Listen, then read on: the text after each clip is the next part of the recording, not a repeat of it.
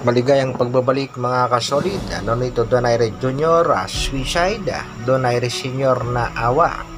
Casimiro versus Wonderboy Martina, Yokinori Oguni, giveaway na.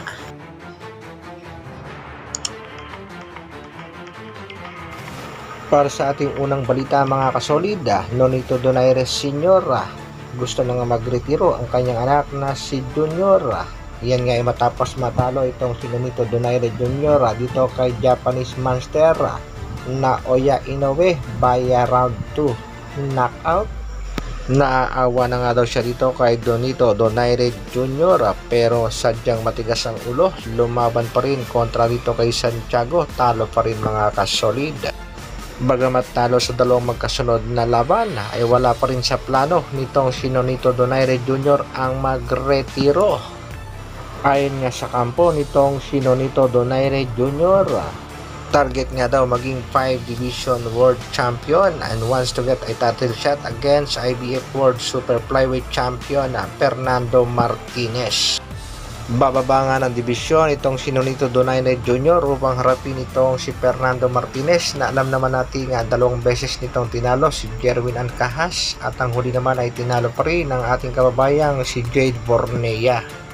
At dahil sa lakas ng suntok, winasak pati tenga. La verdad que me encanta ese desafío, y vamos cuando quiera. Heto nga naging paghahamon ni Fernando Martinez sa ating kababayang si Nonito Donaire Jr. Pero ayon nga sa mga boxing fans, suicide daw ito para kay Nonito Donaire. Tumatanda na nga daw itong si Nonito at makikita natin ito sa mga late rounds. Ayon pa sa isang netizen, too dangerous to keep fighting at the age of 40. It's better to retire, you're old, share plus. Malakas yang si Martinez at delikado si Nonito. May mga ilang boxing fans naman ang pumabor at sinabing last chance, it's the best chance to regain that. May mga naniniwala pa rin namang magiging kampiyon pa ulit itong si Nonito Donaire Jr. Kaya kung sakaling matutuloy ang laban ni Nonito dito kay Martinez, isang good luck and God bless the plus. Kayo mga kasolid, pabor pa ba kayong labanan nitong si Nonito Donaire Jr., ang isang napakadelikadong kalaban tulad ni Fernando Martinez? O sundin na lang ang payo ng kanyang amang si Senior na magretiro na lamang? Sa kabilang balita naman mga kasolid, tila nagdadalawang isip nga itong si Yokinori Oguni kung itutuloy pa ang rematch kontra sa ating kababayang si Angas ng Pinas.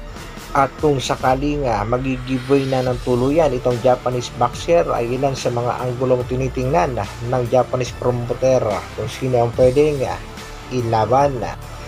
Akhmadiliev, alanganin na dahil kasado na nga ang laban ito para sa mandatory ng WBA. Luis Pantera Neri, medyo malabo dahil ayaw na raw kay Casimiro at ang target na makalaban naman ay itong si Sam Goodman. Kaya nga mga kasolid, posible sa dalawang alaga ni Sean Gibbons ang makalaban ng ating pangbatong si Angas ng Pinas. Ito nga ay si TJ Doheny at ang isa pa itong si Wonderboy Carl James Martin. Wala namang problema kahit sino sa dalawa ang maikasa sa Angas ng Pinas dahil parehas namang top contender. Pero ayon sa mga boxing fans, mas maganda raw kung itong si Wonderboy Martin ang makalaban ng ating pangbatong si Angas ng Pinas para mapatunayan kung totoo nga ba talagang hindi mananalo itong si General Casimiro. Ang tanong, papayag kaya itong si Mr. Sean na ikasa ang kanyang alaga sa ating pangbatong si Cuadro Alas General Casimiro?